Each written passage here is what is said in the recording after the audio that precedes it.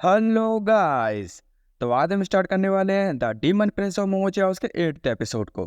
तो हमारे 8th episode की शुरुआत वहीं से होती है जहाँ पर हिमारी अपने लव का कंसेशन आबी के साथ कर रही होती है, लेकिन आबी उसे साफ साफ मना कर देता है और बोलता है कि मैं तुम्हें इस नज़र से नहीं देखता। फिर हमें बहुत सारा खाना दिखाया जाता है और हिमारी उसे देख करके बोलती है, क्या ये नाश्ते के लिए कुछ ज़्यादा नहीं है?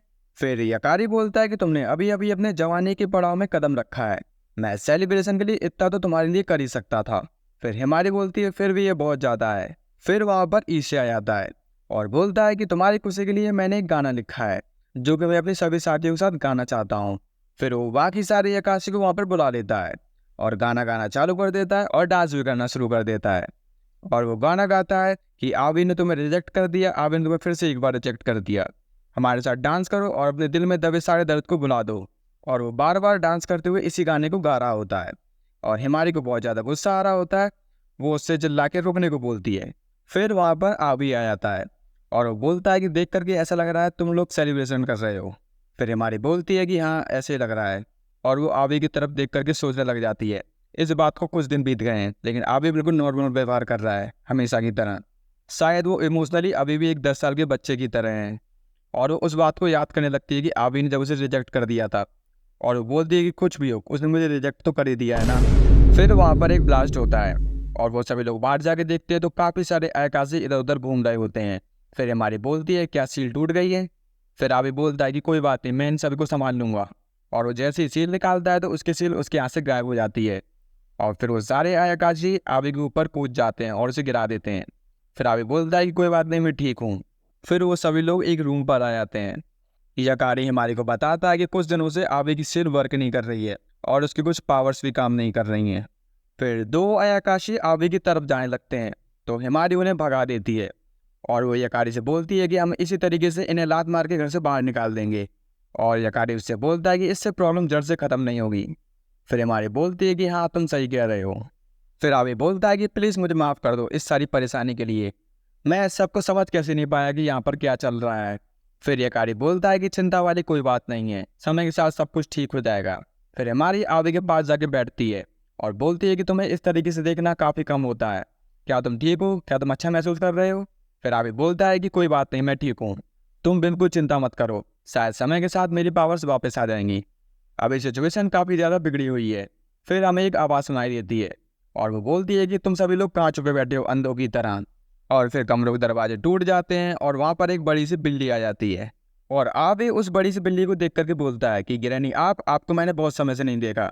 फिर वो बड़ी सी बिल्ली बोलती है कि ये घर मुझे हमेशा की तरह परेशान कर रहा है और तुम्हें देख करके ऐसा लगता है कि तुम 1 इंच भी नहीं बढ़े, लगता है कि यकारी तुम्हें अच्छे से खाना नहीं दे रहा है। फिर आबे बोलता है कि ऐसी कोई बात नहीं है, यकारी बहुत अच्छा है।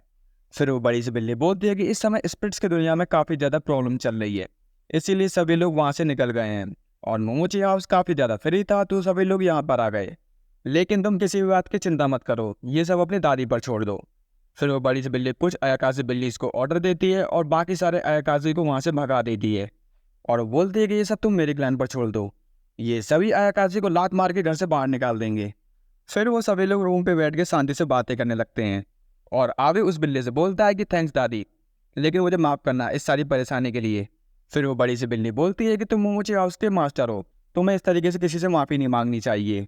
और वो ढेर सारी मैगजीन उनकी टेबल पर पटक देती है और वो बोलती है कि समय आ गया तुम्हारे लिए एक अच्छी वाइफ ढूंढने का। ये सारी अराकाची प्रिंसेस हैं जो कि तुम्हारी दादी के द्वारा ढूंढी गई हैं और ये सभी काफ़ी ज़्यादा सुंदर हैं। फिर आवे बोलता है कि मैं खुश हूँ दादी कि आपने मेरे लिए इतनी चिंता दिखाई, लेकिन मैं अभी शादी नहीं करना चाहता। फिर वो बड़ी सी बिल्ली चिल्लाकर बोलती है, क्या तुम पागल हो गए हो? तुम्हें पूरी तरीके से आकाशी बनने के लिए एक वाइफ की ज़रूरत है ताकि तुम इस घर से बाहर निकल सको। हिमारी बोलती है अभी अभी शादी नहीं करना चाहता और वो एक इंसान है, कोई आकाशी नहीं, जो कि किसी आकाशी से शादी करेगा। फिर वो बड़ी सी बिल्ली हिमारी से बोलती है, क्या तुम इंसान हो और तुम जैसा इंसान आवी के बारे में क्या जान सकता है? फिर हिमारी स्कूल आ जाती है और उसी बारे में सोचने लगती है और उसके कुछ फ्रेंड आके उसे पीछे से बुलाते हैं, हिमारी क्या तुम हमारी बात सुन रही हो? फिर हिमारी उनकी तरफ देखती है और बोलती है कि प्लीज़ मुझे माफ़ कर देना, मैं कुछ और सोच रही थी। फिर उसके फ्रेंड्स में से एक लड़का बोलता है, मैं उस रहस्यमय आदमी के बारे में सोच रहा था जो काबुल में पार्क में दिखा था। फिर हिमारी बोलती है, क्या तुम बचपन में सुनाई गई उस भूतिया कहानी के बारे में बात कर रहे हो? फिर वो लड़का बोलता है कि अभी खबर सुनने को आई है, वही रहस्यमय आदमी काबुल में पार्क के आसपास फिर से दिखा है, और वो टाउन में से काफ़ी सारे बच्चों की चोरी कर रहा है। फिर हमारी की फ्रेंड बोलती है कि तुम किस तरीके की बातें कर रहे हो, बचपन की भूतिया कहानी तुम अब सुना रहे हो। फिर वो लड़का बोलता है कि ये कोई भूतिया कहानी नहीं है, ये एक सच्ची घटना है और हम सभी को मिलकर इस केस को सुलझाना चाहिए। फिर वहाँ पर हीराकाड आ जाता है और बोलता है कि तुम क्या बातें कर रहे हो, मैंने भी उस आदमी को बचपन में एक बार देखा था। फिर वो सभी बोलने लग जाते हैं, क्या तुम सच बोल रहे हो, तुमने उसी रहस्यमय आदमी यानी कि भूत को देखा था। फिर हीराकाड बोलता है कि मुझे नहीं लगता कि वो कोई भूत था, लेकिन मुझे माफ़ करना कि मुझे कोई भी पुरानी याद ढंग से याद नहीं है। मैं काफ़ी ज़्यादा याद करने की कोशिश कर रहा हूँ, फिर भी वो मुझे याद नहीं आ रही हैं। हिमारी सोचने लग जाती है कि यह सब आवी के कारण है, क्योंकि आवी ने उसकी यादें मिटा दी थी, शायद इसीलिए हीराकाडा को कुछ भी याद नहीं आ रहा है। फिर वो हीराकाडा से बोलती है कि कोई बात नहीं, यदि तुम्हें कुछ भी याद नहीं आ रहा है तो अपने दिमाग पर ज़्यादा जोर मत डालो। हिमारी उन सभी से पूछने लगती है, क्या तुम में से कोई नानामोरी फैमिली के बारे में जानता है कि वो कहाँ रहती है। फिर उसके फ्रेंड्स बोलते हैं, क्या तुम मुझे भूतिया फैमिली के बारे में बात कर रही हो, हमें नहीं लगता कि कोई स्कूल में उसके बारे में जानता होगा, शायद हीराकाडा उसके बारे में जानता हो। फिर हीराकाडा बोलता है कि मैं उसके बारे में कुछ भी नहीं जानता, प्लीज़ मुझे माफ़ करना। फिर हिमारी अपने घर में आ जाती है और कमरे में पोछा लगाने लग जाती है और वो सोचती है कि ऐसा कैसे हो सकता है कि आबी के बारे में कोई नहीं जानता और पूरी नानामोरी फैमिली गायब हो गई है, मैं आबी के बारे में कुछ भी नहीं जानती हूँ।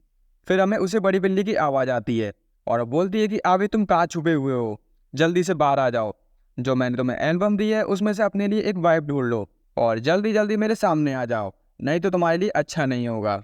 फिर हिमारी बोलती है, जरूर आबी ग्रैनी कैट के कारण छुपा हुआ होगा। फिर वो बड़ी सी बिल्ली उसी रूम में आ जाती है जिस रूम में हिमारी सफाई कर रही होती है और वो हिमारी से कहती है कि तुम नौकरानी यहाँ पर क्या कर रही हो। फिर हिमारी उससे बोलती है कि मैं यहाँ पर साफ सफाई कर रही हूँ। फिर वो बिल्ली कमरे के अंदर आ जाती है और बोलती है कि मैं भी तो देखा तुम किस तरीके से सफाई करती हो, और वो पूरे कमरे में देखने लग जाती है। फिर वो बड़ी सी एक जंप लगाती है और पूरे कमरे में धूल ही धूल हो जाती है। फिर वो हिमारी से बोलती है कि तुमने कहा था कि तुमने घर को अच्छे से साफ कर दिया है, लेकिन ये यहाँ पर क्या है कि तुम नौकरानी पूरे घर को अच्छे से चमका देना, सुबह तक मुझे धूल का एक कण भी नजर नहीं आना चाहिए। फिर हिमारी बोलती है कि ठीक है मैम, और हिमारी पूरे 37 कमरों को ठीक से साफ कर देती है और वो एक रूम में जाकर के गिर जाती है और बोलती है कि आखिरकार मेरा काम खत्म हुआ। फिर वहाँ पर यह कार्य आता है और हिमारी से बोलता है कि प्लीज़ मुझे माफ़ कर देना, और वो हिमारी को राइस केक देता है और हिमारी बोलती है कि बहुत बहुत शुक्रिया, मैं बहुत ज़्यादा भूखी थी। फिर ये कार्य बोलता है कि मैं तुम्हारे लिए इतना तो कर ही सकता था, तुम्हें मैंने काफ़ी ज़्यादा परेशानी में डाल दिया है, लेकिन मुझे माफ़ करना, मैं ग्रहणी के कारण तुम्हारी कोई भी मदद नहीं कर पा रहा हूँ। फिर हिमारी बोलती है कि कोई बात नहीं, मैं तुम्हारे ऊपर कुछ ज़्यादा डिपेंडेंट हो गई थी, अगर मैं घर का काम खुद करूँगी तो ये मेरे लिए ही अच्छा होगा ना। फिर एक बोलता है कि आवी कैट ग्रैनी से बचपन में मिला था जब वो बहुत ज़्यादा छोटा था, तभी कैट ग्रैनी उसे अपने साथ ले गई थी और कभी कभी वो आवी को देखने के लिए आती हैं। वो आवी से बहुत ज़्यादा प्यार करती हैं, बिल्कुल अपने बच्चे की तरह, और आवी भी उन्हें बहुत ज़्यादा प्यार करता है। फिर इमारत बोलती है कि मैं आवी के लिए तो इतना कर ही सकती हूँ, तो कोई भी चिंता वाली बात नहीं है, तुम लोगों ने मेरे लिए बहुत कुछ किया है। फिर यह कार्य बोलता है कि तुम्हें इतना सब करने की कोई ज़रूरत नहीं है, ग्रैनी तुम्हें फिर भी रिजेक्ट कर देंगी, उनसे ज़्यादा आशाएं मत रखो। और जो कैट ग्रैनी होती है वो दूसरे रूम में बैठ कर ये सब सुन रही होती है और बोलती है कि आवी ने इसे चुना है, एक इंसानी लड़की को। फिर हमारी कुछ आवाज़ आती है और वो दूसरे रूम का दरवाज़ा खोल के देखती है और वो पूछती है, ग्रैनी क्या आपको कोई प्रॉब्लम है? और वो बिल्ली बोलती है, मैंने कुछ बहुत ही ज़्यादा कीमती खो दिया है जो कि मेरी माँ ने मुझे दिया था। फिर हमारी बोलती है कि कोई बात नहीं, मैं उसे आपके लिए ढूंढ दूंगी, बताइए आपने उसे कहाँ पर गिरा दिया था। फिर वो बिल्ली बोलती है कि मैं पूरे घर में घूम रही थी, मुझे नहीं पता मैंने उसे कहाँ पर गिरा दिया था। फिर हमारी बोलती है कि आप बस मुझे वो जगह बताइए जहाँ पर आप गई थी। फिर वो बड़ी सी बिल्ली हमारी को परेशान करती है और जगह जगह उसे घुमाती है और वो सोचती है, तुम हमारी उस चीज़ को चाहे जितना ढूंढ लो, वो तो पूरे घर में नहीं मिलेगी क्योंकि वो मेरे पास ही है। हमारी ने धीरे धीरे करके पूरा घर देख लिया होता है, लेकिन वो चीज़ उसे कहीं पर भी नहीं मिलती। फिर वो बोलती है कि ग्रैनी ये तो पूरे घर में नहीं मिली, क्या आप कहीं और गई थी? फिर वो ग्रैनी बोलती है, शायद मैं लेक में गई थी, कहीं वो वहीं तो नहीं गिर गया। फिर हमारी उस रूम से बाहर चली जाती है और वो बिल्ली बोलती है, शायद तुम्हें अब तो हार माननी ही पड़ेगी। फिर हमारी टॉर्च लेकर तालाब में आकर उसे ढूंढने लग जाती है और वो बड़ी बिल्ली बोलती है, मैं अभी थक गई हूँ, मैं सोने जा रही हूँ। फिर हमारी बोलती है कि आपकी रात अच्छी रहे, आप जाइए यहाँ से, और हमारी उस चीज़ को तालाब में ढूंढने लग जाती है। जब वो तालाब में गिरने वाली होती है तो आवी उसे आकर के बचा लेता है और बोलता है, प्लीज़ मुझे माफ़ कर देना, मैं छुपने में काफ़ी ज़्यादा व्यस्त था, इसीलिए तुम्हें देखने के लिए नहीं आ पाया, लेकिन तुम यहाँ पर तालाब में क्या कर रही हो रात में, तुम्हें सर्दी पकड़ लेगी, अपने कमरे में जाकर के आराम करो।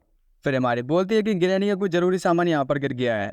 फिर आवी बोलता है कि तुम अपने कमरे में जाओ, मैं उसे ढूंढ कर ले आऊँगा। फिर हमारी बोलती है कि मैं भी उसे ढूंढूंगी, क्योंकि वो ग्रैनी की माँ की तरफ से था। और वो दोनों मिलकर उसे ढूंढने लग जाते हैं। फिर हमारी आवी से पूछती है, आवी तुम्हारे लिए कौन सी चीज़ सबसे ज़्यादा ज़रूरी है जो तुम्हारी परिवार की तरफ से तुम्हारे पास हो। फिर आवी बोलता है कि अभी के परिवार में जितने लोग भी घर में हैं वो सभी मेरे लिए बहुत ज़रूरी हैं। हमारी बोलती है कि तुम्हारे पुराने परिवार से तुम्हारे पास सबसे ज़रूरी चीज़ क्या है। फिर आवी बोलता है कि उन सब के बारे में मुझे कुछ भी याद नहीं है। फिर हमें दिखाया जाता है कि आवी, यकारी और इसी एक बड़े से मॉन्स्टर से लड़ रहे होते हैं और आवी अपने न्यू वाले फॉर्म में होता है। फिर आवी उस मॉन्स्टर की तरफ देख करके बोलता है, तुम जैसे मेहमान को नरक में वापस चले जाना चाहिए। और फिर वो उस पर एक अटैक कर देता है। फिर मॉन्स्टर वहाँ से गायब हो जाता है। फिर सुबह हो जाती है और हमारी अपने घर की छत पर जाकर के बैठ जाती है। और वो बड़ी सी बिल्ली वहाँ पर आके उससे पूछती है, तुम यहाँ पर क्या कर रही हो। फिर हमारी उससे बोलती है, प्लीज़ मुझे माफ़ कर देना, अभी तक मैं आपका सामान नहीं ढूंढ पाई हूँ। फिर वो बिल्ली बोलती है कि कोई बात नहीं, तुम्हें अभी इस चीज़ की चिंता करने की कोई ज़रूरत नहीं है। अभी कुछ ऐसा है कि जिसकी तुम्हें चिंता करनी चाहिए। और मुझे बहुत ज़्यादा खुशी है कि तुमने आवी की मदद करी। और मुझे इससे भी कोई चिंता वाली बात नहीं है कि तुम डांस नहीं कर सकती। और हमें ऐसे किसी नौकरानी की जरूरत नहीं है जो घर में खाना ना बना सके। फिर रात हो जाती है और हमारी बोलती है कि आज का डिनर एक सरप्राइज हॉट पॉट है। और सभी लोग बोलते हैं कि सरप्राइज हॉट पॉट। हमारी बोलती है कि आज का हॉट पॉट ऐसा है कि वो तुम्हारी शक्तियों को वापस ला सकता है। इसमें बहुत अलग तरीके के सामान डाले गए हैं। और ये जो स्पेशल फिश केक है ये किसी एक की किस्मत में होगा जो कि किसी खास को ही मिलेगा। फिर वो उसमें मिला देती है। फिर आवी बोलता है कि आज का खाना खाने में सेफ तो है ना, और यहाँ पर बहुत सारे अयाकाशी घूम रहे हैं, इसका मतलब कुछ खास बना है आज। हमारी आवी से बोलती है, आवी तुम खाना शुरू करो। लेकिन आवी खाने से डर रहा होता है। सब लोग कहते हैं कि गुड लक आवी। फिर आवी उनमें से एक टोफू उठा लेता है और यकारी उसे बोलता है कि ये मेरे हाथों से बनाया हुआ है। फिर आवी बोलता है कि तुमने बनाया है तो चिंता वाली कोई बात नहीं है, और उसे खा जाता है, लेकिन उसे बहुत ज़्यादा मिर्ची लगती हैं। फिर यकारी उसे बताता है कि इसमें बहुत सारी मिर्ची डली हुई हैं। फिर आवी उसे बोलता है कोई बात नहीं, मैं ठीक हूँ। फिर इसे बोलता है कि अब मेरा टर्न है, और वो चॉपस्टिक से एक बड़ी सी मछली उठा लेता है और बोलता है कि ये मेरे हाथ में क्या लग गया है।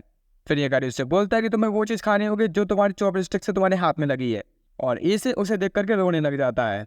फिर उसके बगल में बैठी लड़की उससे बोलती है, ये तुम्हारी मदद करेगी तुम्हारे गुस्से को भगाने में, और इसे उसको बहुत तेज़ी से चिल्लाने लग जाता है। फिर वो सभी लोग खाने लग जाते हैं खाने को। और फिर वो बड़ी सी बिल्ली बोलती है, तुम सभी लोग पागल हो गए हो जो एक इंसान के साथ बैठ करके खाना खा रहे हो। फिर यकारी उससे बोलता है कि ये रूल मोमोजी हाउस पे अप्लाई नहीं होता, और उसे खाने के लिए देता है। फिर हमें इसे दिखाया जाता है वो उसी स्पेशल केक को उठा लेता है जो हमारी ने बनाया होता है, और वो बोलता है कि जिसके हाथ में जो लगे वो वही खाएगा। फिर हमारे बोलते हैं कि तुम ऐसे नहीं खा सकते, मैंने ये आबी के लिए बनाया था, और वो रोने लग जाती है। फिर आबी हमारी से बोलता है, थैंक यू हमारी, तुम्हारे कारण आज मैंने बहुत ज़्यादा मज़ा किया है, पहले मैंने कभी इतने ज़्यादा मज़े नहीं किए थे। फिर उनमें से एक आयका से बोलता है, अब मेरी बारी, और वो उसी पूरे हॉटपॉट में कूद जाता है। फिर आबी हिमारी को बचाता है और उसके ऊपर गिर जाता है, और पूरे कमरे की लाइट चली जाती है। फिर हिमारी को आबी में न्यू भी दिखाई देने लग जाता है, और आबी उससे पूछता है, हिमारी कोई दिक्कत है क्या, तुम्हें क्या हो गया है। फिर हिमारी से बोलती है कि कुछ नहीं, मुझे अभी कुछ दिखाई दिया था। फिर वहाँ की लाइट वापस आ जाती है और सभी लोग उन्हीं दोनों की तरफ देख रहे होते हैं, और हिमारी उन सभी से बोलती है, यहाँ पर देखने लायक कुछ भी नहीं है। फिर सुबह हो जाती है और हिमारी बाहर आकर के बैठ जाती है। फिर वहाँ पर वही बड़ी बिल्ली आ जाती है और हिमारी से बोलती है कि तुम यहाँ पर क्या कर रही हो। फिर हिमारी से पूछती है, ग्रैनी आज आप सुबह बहुत जल्दी उठ गई हो। और फिर वो बड़ी बिल्ली वापस बोलती है कि आज का दिन काफ़ी अच्छा था, इसलिए मैं सुबह जल्दी उठ गई, अब मेरे जाने का भी समय हो गया है। फिर हिमारी उससे बोलती है कि प्लीज़ मुझे माफ़ कर देना, मैं आपका अभी तक सामान नहीं ढूंढ पाई हूँ। फिर वो बड़ी बिल्ली वापस बोलती है कि तुम्हें इसकी चिंता करने की कोई ज़रूरत नहीं है, मैंने उसे ढूंढ लिया है। फिर वो सामान निकाल के हिमारी को दे देती है और बोलती है कि ये मेरी माँ ने मुझे दिया था, अब मैं ये तुम्हें दे रही हूँ।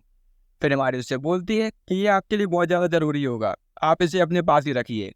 फिर वो बड़ी बिल्ली बोलती है कि इसकी मुझे कोई ज़रूरत नहीं है, ये साधारण सा एक पेपर लैंप है, ये तुम्हारे ही काम आएगा सर्दियों में। जब अभी बहुत ज़्यादा छोटा था तो इस घर में आकर के खो गया था, और वो जगह जगह इधर उधर भटक रहा था, तब मैंने उसे ढूंढ लिया था, और वो ज़्यादा ना भटके इसीलिए मैंने उसकी यादें मिटा दी ताकि उसे ज़्यादा मुश्किल ना हो और वो ज़्यादा ना तड़पे। फिर हमारी बोलती है कि ग्रैनी आप ऐसा कैसे कर सकती हो, और वो बिल्ली वहाँ से चली जाती है।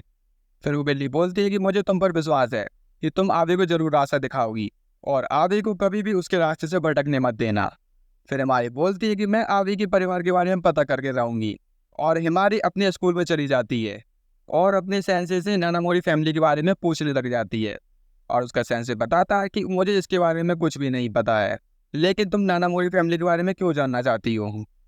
फिर हिमारी बोलती है कि कोई बात नहीं सेंसे, आपका बहुत बहुत शुक्रिया मेरी मदद करने के लिए, और हिमारी वहाँ से चली जाती है।